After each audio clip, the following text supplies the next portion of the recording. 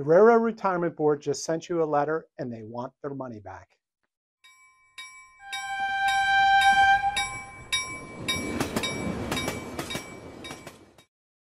Welcome everyone to another edition of the HIghball Advisors Railroad Retirement Whiteboard. My name is John McNamara of HIghball Advisors, and today's we're going to go over a little tricky one. I've had this one come up a few times. Railroaders have reached out to me. So the Railroad Retirement Board has paid you, been paying you, but it's been an overpayment. So now they want their money back. And usually what happens is they catch up 8, 9, 10 months, maybe a year, and then that piles up. It turns into a big sum of money. Believe it or not, right? So they made an incorrect payment and they want their money back. So what can you do about it? What is the proper procedures? One, you could just pay it back because maybe you weren't due it and whatever, so you just pay it back. But however, if you feel like, no, wait, this payment is mine because of X, Y, and Z, so let's have a look at it, right? So first thing you can do, it's a progression, right? So you can contact the Railroad Retirement Board, ask for reconsideration, let them explain themselves, maybe get a waiver.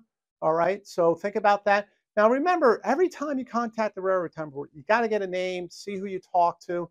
I personally prefer meeting in person. I think it's the best way to talk to people, especially when it could come to large sums of money.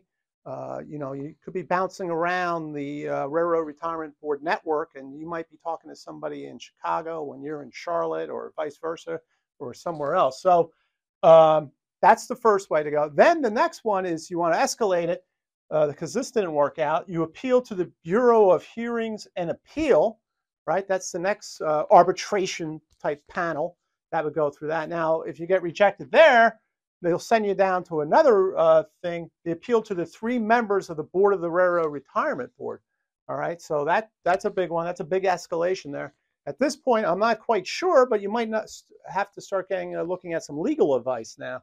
Okay, so now you got to start measuring the value of paying this back versus the value of paying legal fees, all those type of things. So depending upon how much money is, now you just got to start doing some financial considerations about that.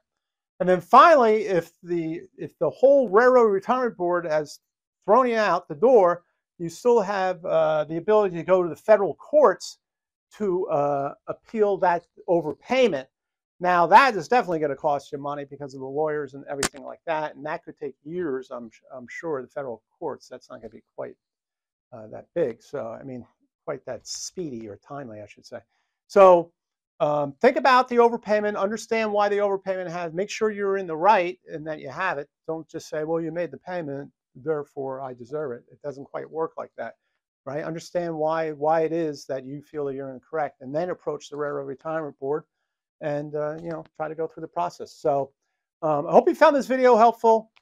Please click on the notification bell to get my latest video. Please subscribe to the channel. Do appreciate this. And until next time, everyone, please stay safe, stay on track, and take care. So long, everybody. Bye.